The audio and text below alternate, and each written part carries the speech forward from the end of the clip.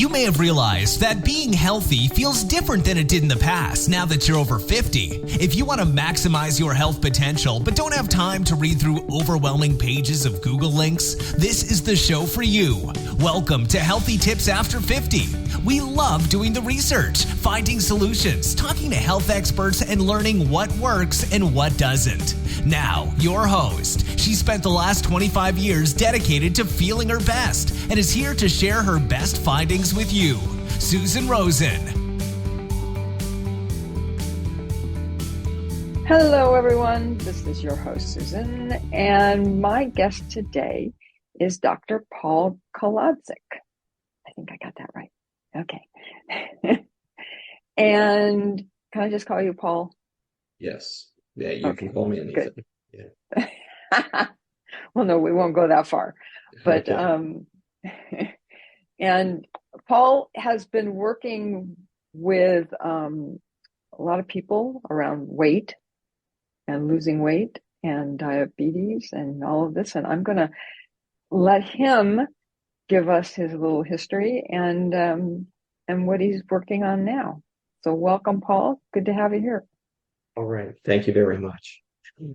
So I have a metabolic health practice in Ohio. People ask what metabolic health is, and it's basically maintaining optimal weight, waist circumference, blood pressure, cholesterol, etc. And that's an issue a lot of middle-aged Americans struggle with. My background is 25 years in the emergency department as an emergency physician. So basically, what gets all the press in the emergency department is the gunshot wounds and the overdoses and all that type of stuff. But the bread and butter for emergency physicians is the vascular disease we see, the congestive heart failure, the heart attacks, the strokes, the kidney disease, the peripheral vascular disease. And after many years taking care of those problems in the emergency department, I decided I wanted to try and get out in front of that about 8 years ago in terms of trying to prevent it. And that grew out of a philosophy of me believing that by keeping your blood sugar low and your weight under control, you can control a vast majority of those potential medical problems. So I've put my metabolic health practice together, Metabolic MDs, just like it sounds, metabolicmds.com in Ohio. And I'm now treating patients either in Ohio in my offices or in Ohio, Indiana, Florida, or Arizona, helping people lose weight, reverse metabolic disease, reverse prediabetes, improve hypertension, etc. And as you and I will talk about, I've got kind of a unique approach to that. Yeah. Absolutely. Which is a great intro. So why don't you tell us about your unique approach? Okay. So I believe in the use of continuous glucose monitors. So the term that's used for those is CGMs. And those are the devices that you've seen on the back of the arms of diabetics. And diabetics have been using these devices for about 15 years. For the purposes of monitoring their blood glucose and often knowing how much insulin to administer. But these are tremendously valuable devices to be used in non-diabetics and pre-diabetics as well.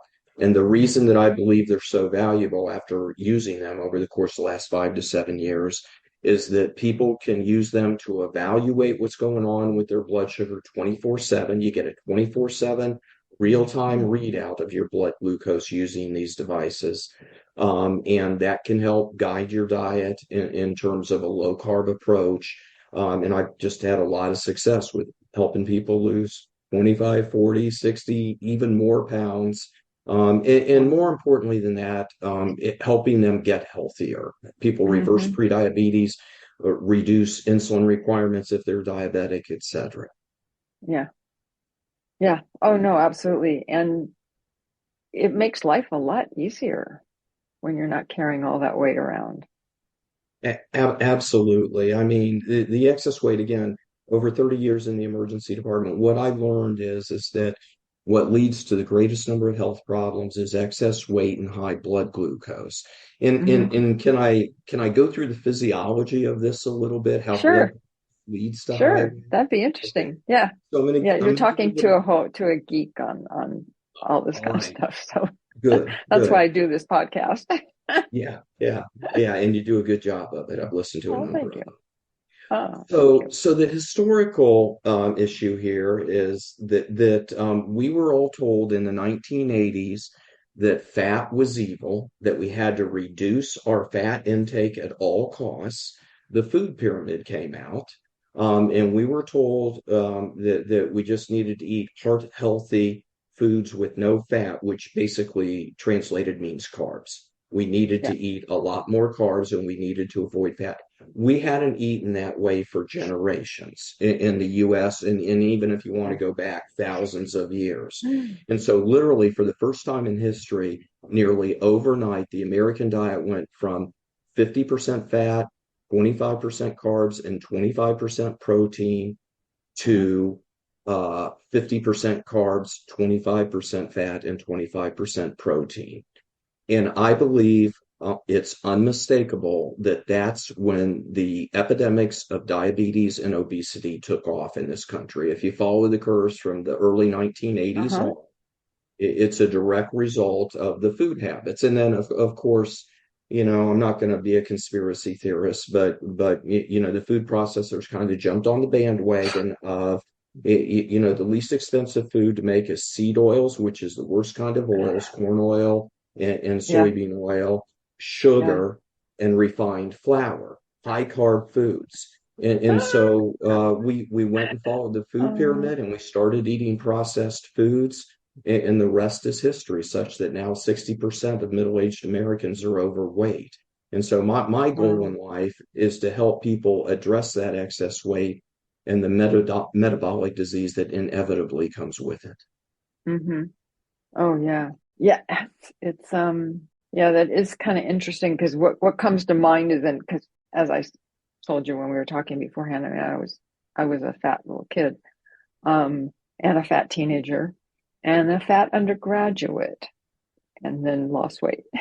Thank God. But is like Weight Watchers. I mean, my mother took me to Weight Watchers, Yeah.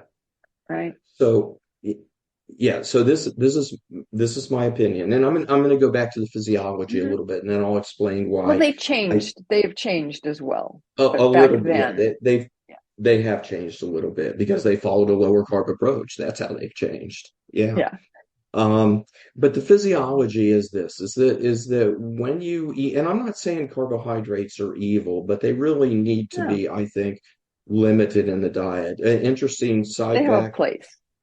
They have a Yeah, place, but it doesn't have to be exactly. the main. It shouldn't be 50% of our diet. I think it should be more like 15 to 20% of our Yeah. diet. Uh-huh. And an interesting side fact is Uh-huh. you need protein to live. The three macronutrients are protein, fat, and carbohydrates. Everything we eat falls into Okay. those categories. You need protein and you need fat, but you actually can live without any carbs at all. So, but the physiology is when you eat carbohydrates, whether it's a simple carbohydrate, which is a sugar, or a complex carbohydrate like we think of with bread or rice or Mm, pasta or whatever, mm, as soon as it gets absorbed in your gut, it becomes sugar. It becomes blood glucose. And that's just the way it is. And historically, what has happened now is that Americans' blood glucose has risen. That's why we have such a high percentage of diabetes and pre-diabetes in the uh-huh. country.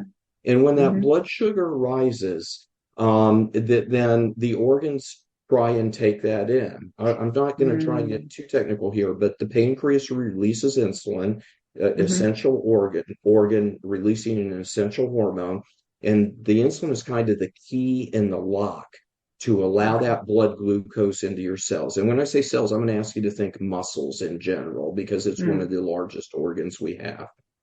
But okay. after a while, those muscles, if the blood sugar has been high for a while, that blood sugar is not needed anymore by those Mm-hmm. organs. And Mm-hmm. so those organs say, insulin, we aren't going to listen to you anymore. We don't need any more energy. We've got all the blood Yeah. glucose, the complex blood glucose molecules in our organs that we need. We're going to resist you, insulin. So basically, Ah, that's what insulin resistance is. It's the organ saying they aren't going to listen to the insulin. Well, the pancreas doesn't get the message, and the pancreas just keeps kicking out insulin, and insulin levels get higher and higher. And that's really what happens in the context of insulin resistance. And then, unfortunately, what happens, and the reason for most of the obesity and overweight in America is that extra blood glucose has to go somewhere. It just can't keep rising, and the organs are not accepting it because they're resisting insulin. So it mhm. goes to the liver and it gets converted to fat. Oh, yeah. That's if you've heard the term fatty liver Fatty disease. liver. Yeah. Liver disease Yeah. comes from. And then that extra fat gets deposited around the middle. And so that the reason, in essence, for Americans' overweight problems now is excessive carbs since the food pyramid came out in the Mm-hmm. 1970s. And so what I do with my patients is use the continuous glucose monitors again in non-diabetics and sometimes Uh-huh. pre-diabetics. And we use this as a roadmap for their low carb diets because we reverse that process. We bring the blood glucose down. And if we Okay. bring the blood glucose down, after a while, those organs, again, let's say the muscles are looking around saying, hey, we need energy here. Where's the blood glucose? But you've limited your carb intake, so there's less blood glucose around. And so what happens? Those muscles say, we still need energy here. And what do? Oh, they look down at the middle and they say, there's a source of energy. And that's that fat around the middle that we have. And so those Ah, fatty acids start getting broken down as a source of energy.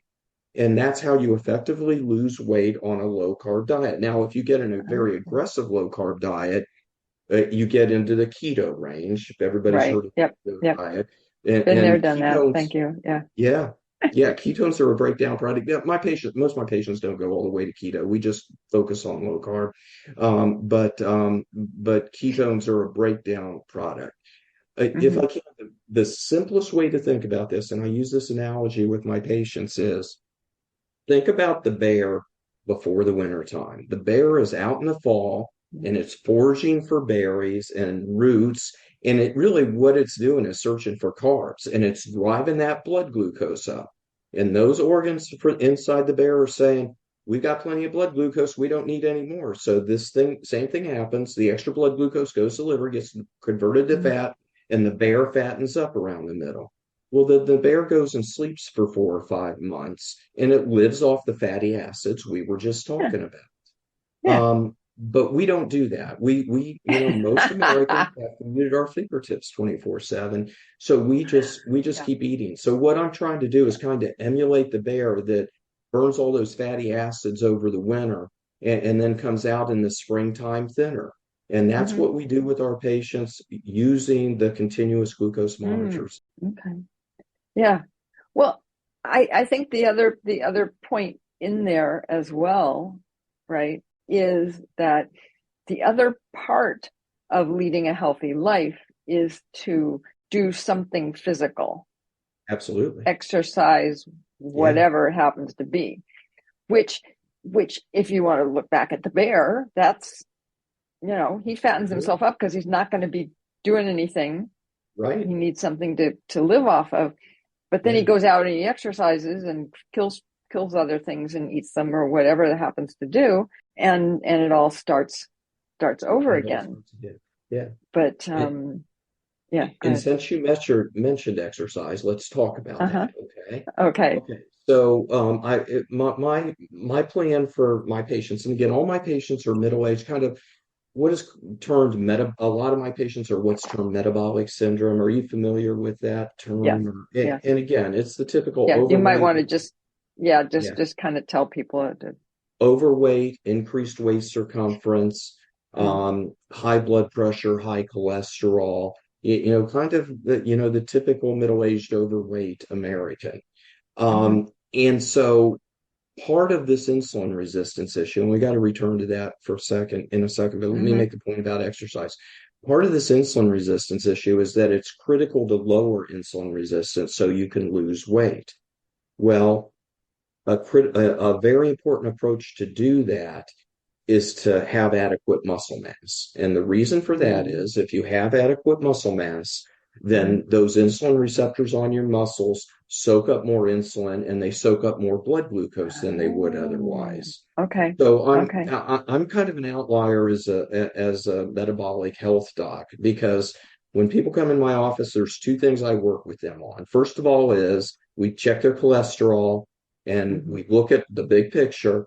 And for the vast majority, after testing their insulin, I do a fasting insulin test, which most docs don't do. So I Mm. know my patient's exact level of insulin resistance. Hmm. So what we do then is put a program together that addresses that insulin resistance. And strength training is part of that.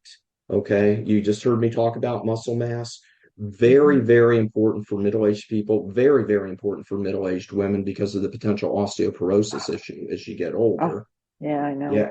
And My so, mom had that. Yeah. yeah. And so I Nasty. actually have a chapter in the new book Uh-huh. that is titled Get Off the Gosh Darn Cardio Machines.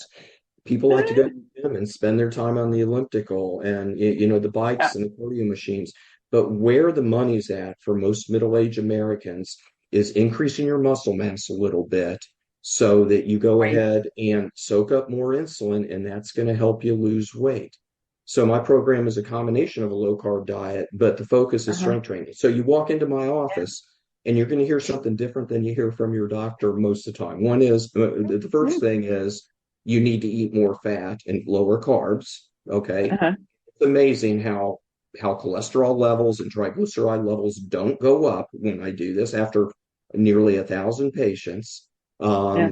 So I tell them to eat more fat, and the other thing I tell them is to spend less time doing cardiac workouts and spend more time in the weight room.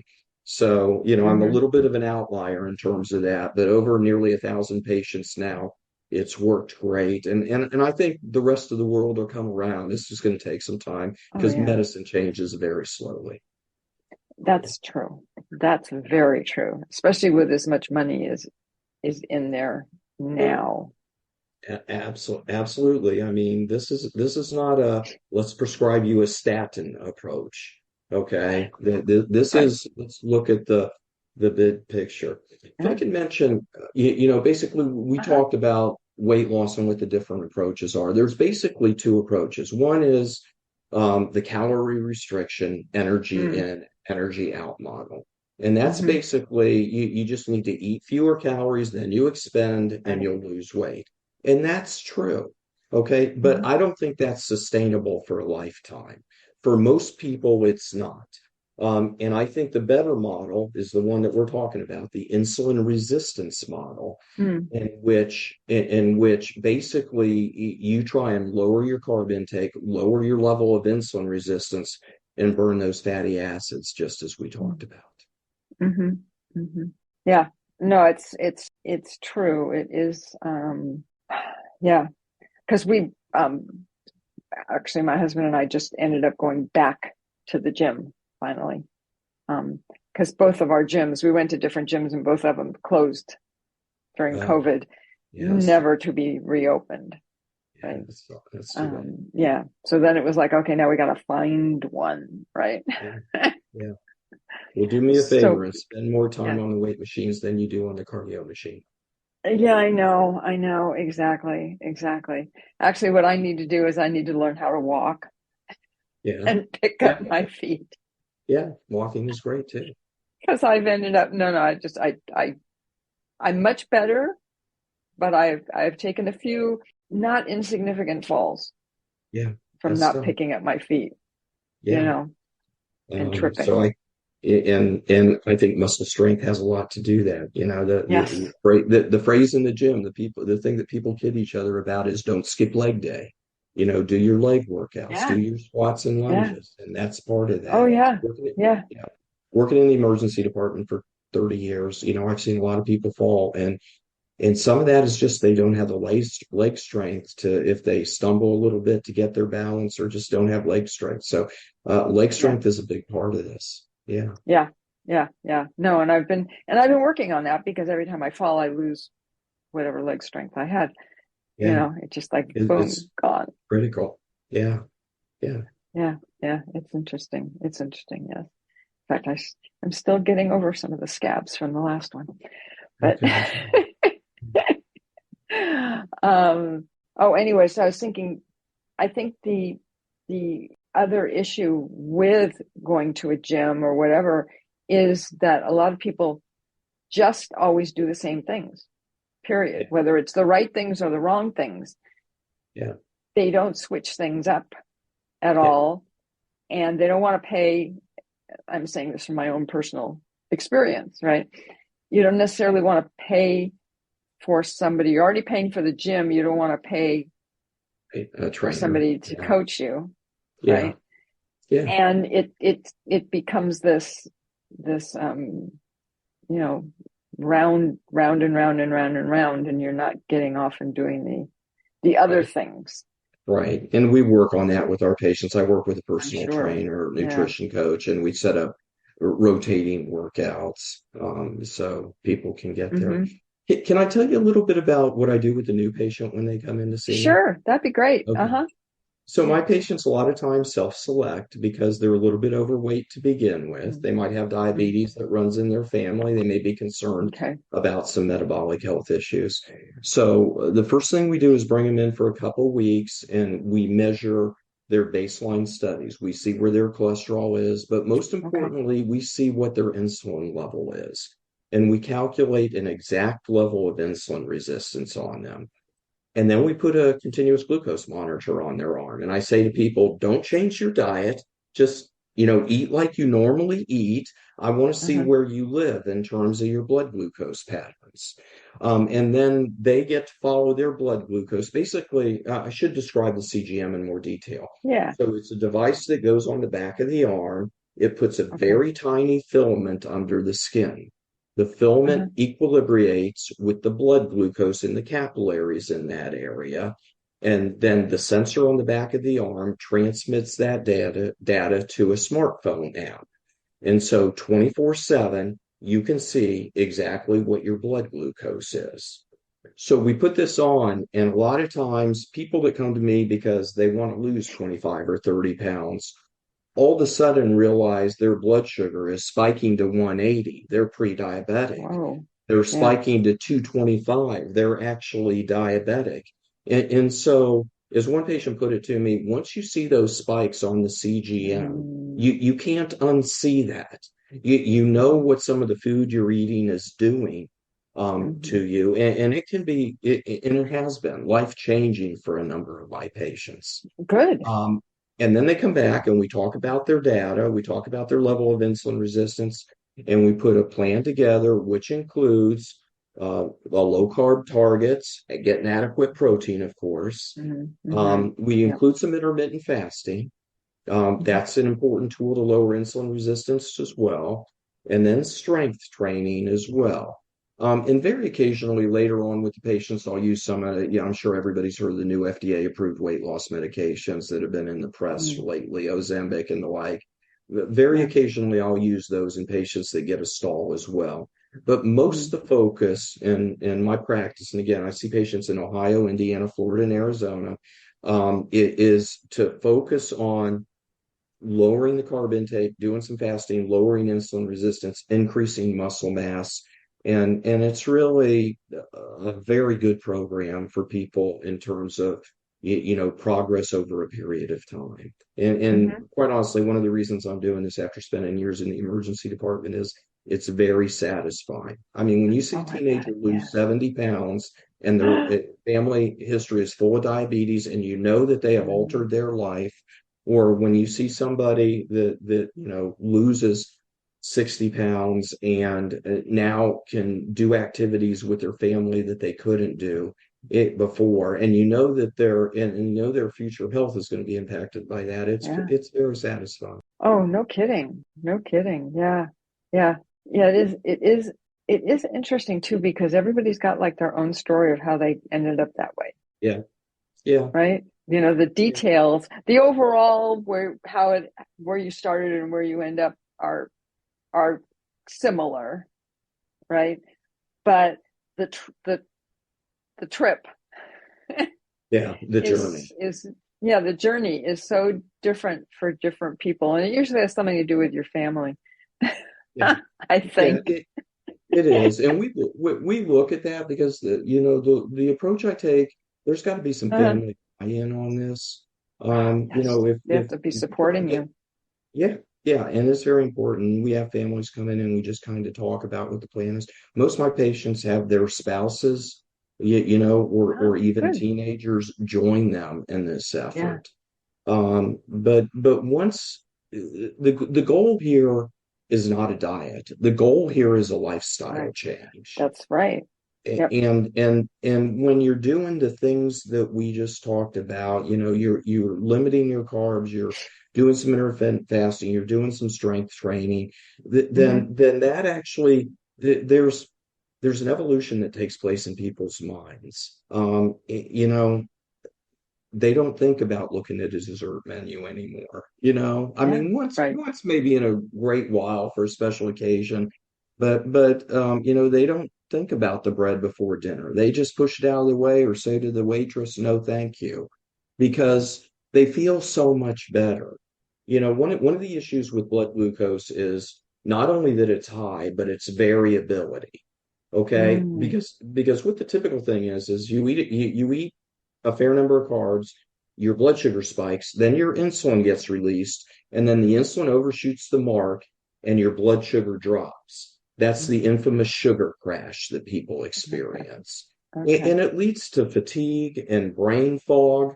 And once with this type of diet using a CGM as a guide, once you level those curves out, so instead of going like this, your readers or your listeners can't see me, but I'm waving my hand up and down.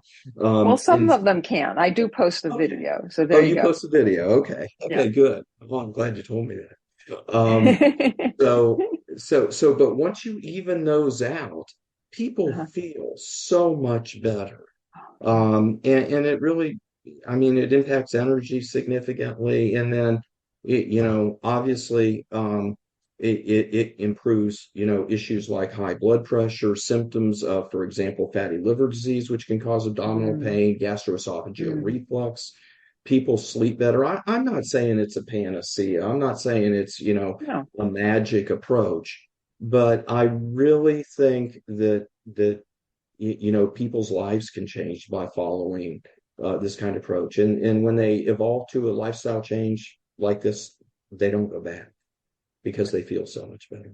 Yes, yes, yes. And they usually can feel it when they've gone off it, they Yeah, splurged or something or whatever it is, and they'll go, "Oh, I'm not going to do that anymore."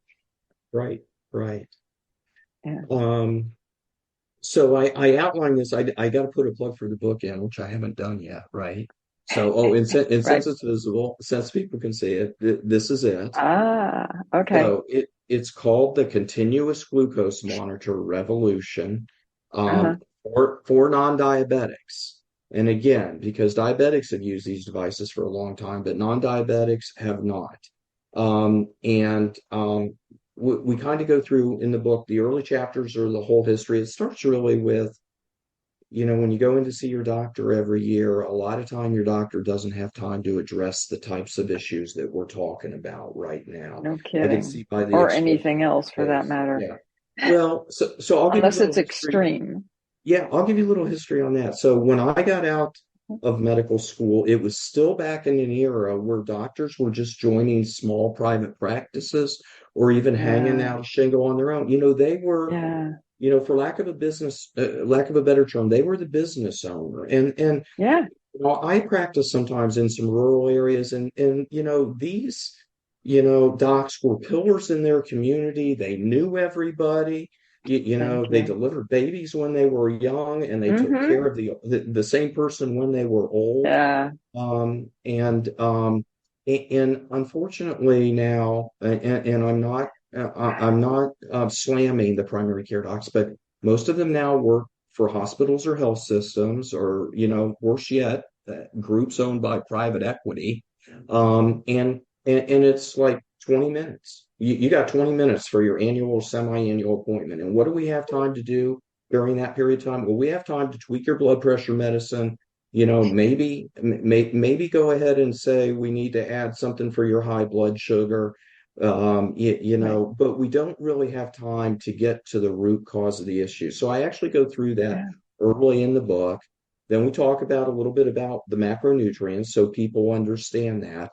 And then we get into the insulin resistance model so people understand how they can change that.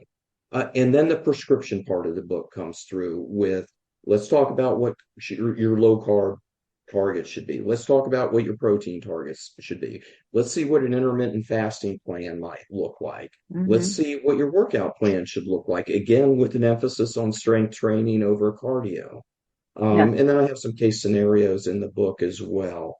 But it's been very well received, and I think this kind of practice it is a movement now. There's a number of metabolic health physicians across the country now. I got a good friend in San Good. Diego, since you're from California. Got another good friend in New York, one down in North Carolina.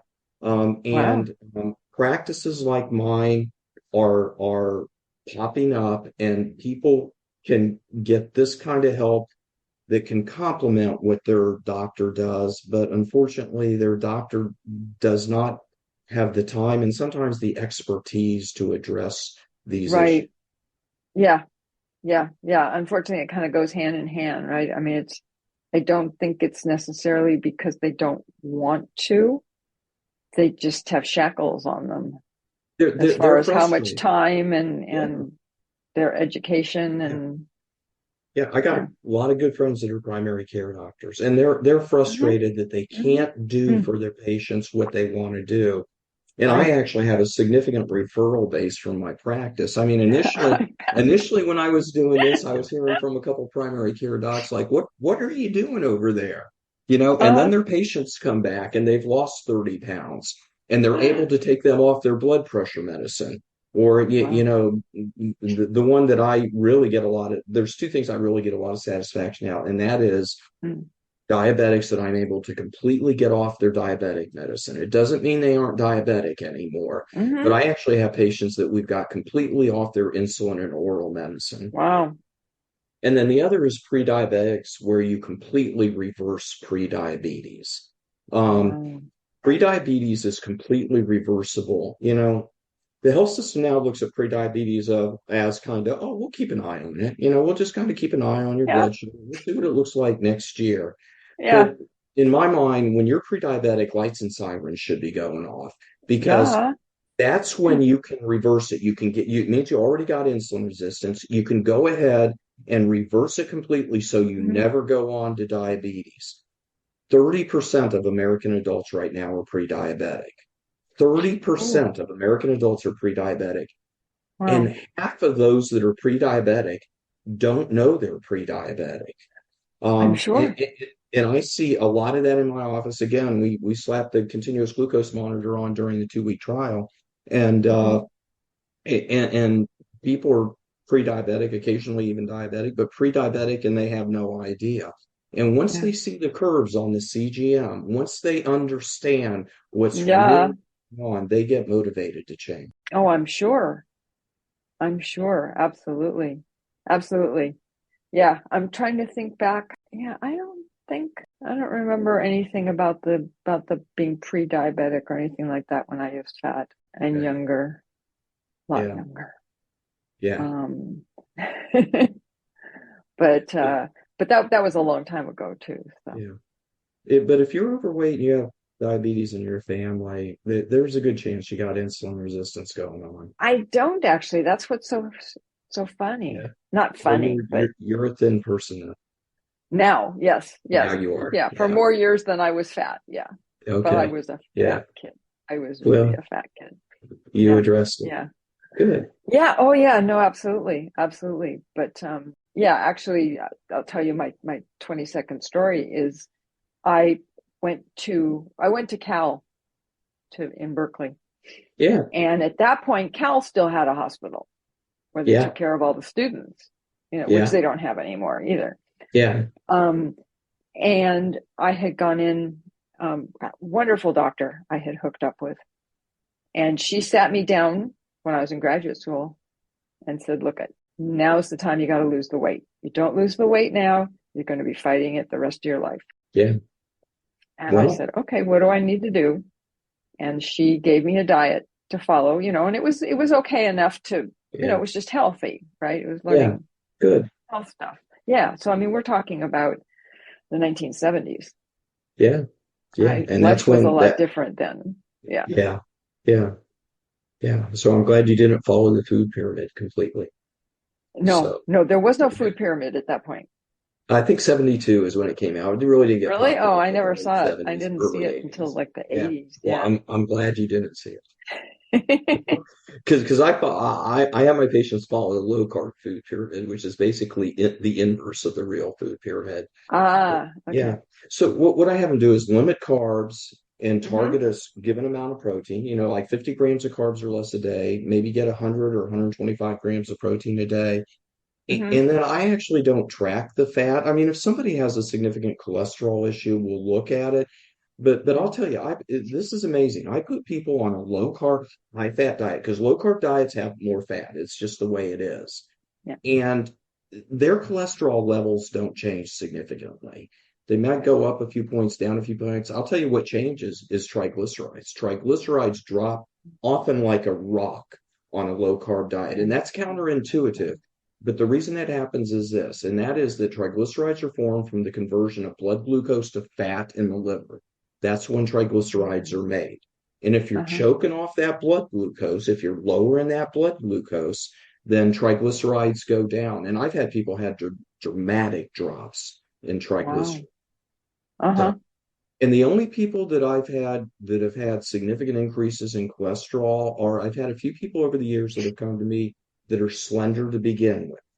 Mm-hmm. Occasionally in slender people, you can see increases in cholesterol in a low carb, high fat diet. But there have been a couple recent studies that have come out that have looked at patients that have high body mass indexes, and they repeatedly show that there is no significant increase in cholesterol. If you have a high BMI to begin with, a low Uh-huh. carb, high fat diet won't increase your cholesterol significantly. Now, if you're skinny, it could. But again, Yeah. patients don't very often come to me. So, Yeah. Yeah. No, no, and that makes sense. Yeah. My cholesterol is kind of funny because the bad stuff is high, yeah, but the good stuff's higher. yeah. HDLs are And protected. Yeah, that's yeah, great. and my doctor says that I'm not going to worry about it. Yeah, If it was I just the bad agree. stuff that was high, Yeah. different story. But Yeah, if you've got a good that's HDL, fine. it's very protective of cardiovascular disease. That's a good Yeah, cholesterol. yeah, Yeah. yeah. So, but it is so funny because there's all these variations, right? Yeah. There's all these variations and there's subunits. LDL cholesterol, which is the bad cholesterol, has Right. become the enemy. But there are different types of LDL cholesterol. And Ah, for many people, they can have a high cholesterol, but they don't have the bad type of LDL. And okay. so, we really kind of had a mania here of cholesterol phobia over the course of the last 50 Yes, the cholesterol years. police. Yeah. Well, and you alluded to this, who wins from Uh-huh. that? Well, the pharmaceutical companies win from it because statins are one of the most, yeah, and that's what the focus is. The focus is lowering LDL cholesterol, and for some people, that doesn't make a difference. So Mm-hmm. if they have the bad kind of LDL, if they've had the subunits done, it can make a difference. But the majority of people don't have that. So Yeah. yeah, Yeah. Yeah. Yeah. It's yeah. And unfortunately, I think, there's this one size fits all kind of yeah, yeah, thing. It's like if you check this off and check that off, then give them this right, pill, yeah, right? yeah. Whether it's appropriate or not. Yeah. And that's it. That's what so one of my favorite words in my practice is de-prescribing. Ah, De-prescribing. I want to bring your blood pressure down with your diet and exercise and weight loss approach so we can de-prescribe your hypertensive medication. Or we with diet, we can have your cholesterol come down. So we can yeah, de-prescribe your statin. Or if you're diabetic, we can de-prescribe your insulin. So that's kind of my goal in life. And, I've been very successful with a number of patients helping them achieve. yeah, yeah. No, absolutely, absolutely. And I think that the other negative that has come out of all of this emphasis on cholesterol, right, as being the worst thing, and that's all anybody tests for, and it's all anybody looks at, is that there are other things. There are other things that can go wrong, and if you're not testing for those, particularly as we get older, they get missed until you can't do anything about them. Well, I'll tell you the biggest comparison there that I see in my practice, and it's plain as day, is okay, cholesterol or insulin resistance level. I literally, draw insulin levels on patients, which most primary care docs don't do. And if you draw a simultaneous fasting insulin level and fasting blood glucose, you can do a calculation because there's a relationship between the two. If your insulin's a little bit high, it should be pushing your blood glucose down. If your insulin's a little bit high and it's not doing that, then that means you have insulin resistance. So you plug those normals in, those numbers into a formula. So the technical name is HOMA-IR, HOMA-IR, which is homeostat acronym for homeostatic model of insulin resistance. And it tells you exactly how much insulin resistance people have. And you mentioned we aren't paying attention sometimes to the things that we should be paying attention to. People sometimes are focused on this cholesterol level of, 205, which is very elevated. And then their insulin resistance really is, it is the issue in terms of their overall health and longevity long term. And that's what really, for the majority of my patients, that's what needs to be focused on. Only 20% of your cholesterol level is influenced by diet. 80% of your cholesterol is made in the liver to begin with. Only 20% is influenced by diet. And so for most people, the insulin resistance issue, which is one of the reasons they're overweight to begin with, is interesting. Yeah. Huh. Okay. So, and where can people find you other than just your book? Okay. So I'll make a couple plugs. I'll put all that in the show notes. So yeah. All right. So the website for my practice is metabolicmds.com, metabolicmds.com. And I take care of patients in Ohio, Indiana, Florida, and Arizona. We do a lot of our work by telemedicine, and we can do everything, prescribe the CGMs, get the lab work done, all of that. The name of the book is The Continuous Glucose Monitor Revolution for Non-Diabetics, and it's on Amazon now. So if you just go to Amazon and, think Continuous Glucose Monitor and then add Revolution, then you'll go ahead and read the book. I'm going to make a plug. I'm having a Zoom seminar on July 11th, especially interested in anybody in Ohio, Indiana, Florida, and Arizona attending to that. But you can just go to the Metabolic MD's website and sign up for that. And it's kind of some of what we've talked about here, but we're going to leave plenty of time for questions and answers as part of that. And then I got about 58,000 followers on, I don't know how you're going to look at this, but 58,000 followers on TikTok. Okay. Short videos on metabolic health. That's the new one. That's the new one, yeah. The craze. And that is at dr.kolo.md. So at dr.kolo.md. And then I'm on Twitter at Dr. KoloMD. So at DRKOLOMD. And then got a number of videos on my YouTube channel, which is at Metabolic MDs. Okay. Sounds good. And we'll put all of that or a link to somewhere for people to find all of that. I appreciate you doing that. It's probably on your website. I would think all those things are on there, right? Yeah, all that stuff is on my website. If people get to metabolicmds.com, then you'll get all my information. But I would appreciate you going to Amazon and having a look at the book as well. Yeah. But really, what we've talked about here is all in the book. And it really. I think this is, I use the word revolution in the title, but it's a revolutionary approach that I think is going to become more common. I've had the satisfaction of helping change some people's lives over the course of the last few years, and I think people can change their lives by embracing this approach. Yeah. Is there some kind of a metabolic doctor association that's out there? There is. Yeah, yeah. It's the Society of Metabolic Health Practitioners. SMHP. Okay. based out of San Diego, actually.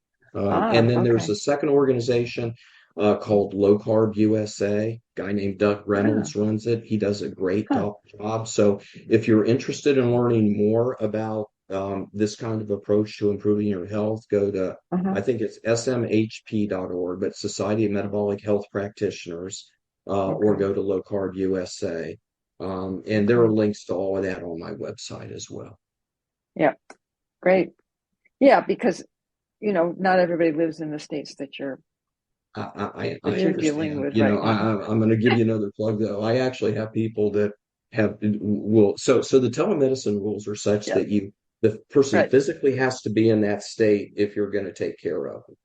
So like Ah, I have people that live in Chicago that drive Indiana so that we can do their. I love it.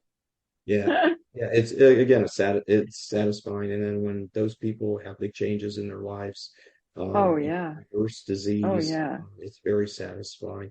We didn't Yeah. talk about, but I will, and I won't plug this too much, but Uh, when you lose the weight and you lower your insulin resistance, you actually can reverse a lot of the symptoms that go with that. So, example, a lot of people just have GERD, their gastroesophageal reflux disease. yes. Yes. There's a belief, and I believe it's true, that the reason that, for example, some people might have knee pain is not, I mean, the logical thought is, oh, you're carrying around all this excess weight. Of course, you're going to have knee pain. But a lot of that can be from directly having a high blood glucose because your cartilage gets what's called glycosylated. It gets glucose molecules attached to it. That causes Okay. inflammation. So just bringing down your glucose in and of itself can change a lot of the symptoms of these other, Hmm. GERD, musculoskeletal pain, sleep apnea. We talked about the energy and the brain fog issues. And again, I'm not going to Uh-huh. say Yeah. this is a panacea, but I think again, I'm going to leave your listeners with this advice. After 30 years in the emergency department, if you can get your weight under control and you can get your blood glucose under control, you're going to Mhm. head off a majority of those things that will bring you eventually to the emergency department. Oh, no, absolutely. Absolutely. And then add on the strength training Add and on the you've strength pretty training. much covered You've got covered it. everything you need. Yeah. Yeah. I think it's a good way for people to live. And I think more people are learning about it and it's going to be more popular going forward. Yeah. Yeah. Yeah. No, I totally agree. Okay, well let me say, and this always sounds really funny when when I have a doctor on and I say this, Yeah. which is that neither of us are doctors, which isn't exactly true, but um, let me just also say that should not be seen as medical Medical advice. advice. It's not. You You're need right. to Yeah. go out and talk to people having to do with what your own issues are, Yes. in order to really work through some of these things. And I'm sure Yeah. you probably agree with that as well. I agree 100% with it. Yeah. Yeah. I can make general comments, but everybody has a different situation. Yeah. Yeah. Exactly. Exactly. So thank you for being on, and I will see everybody else next week. This has been Healthy Tips After 50 with Susan Rosen. To stay on the cutting edge of the most effective health strategies, subscribe to this podcast and let us know what you thought of the show with a comment or like on iTunes. Visit healthytipsafter50.com for this episode's show notes, more resources, and free offers.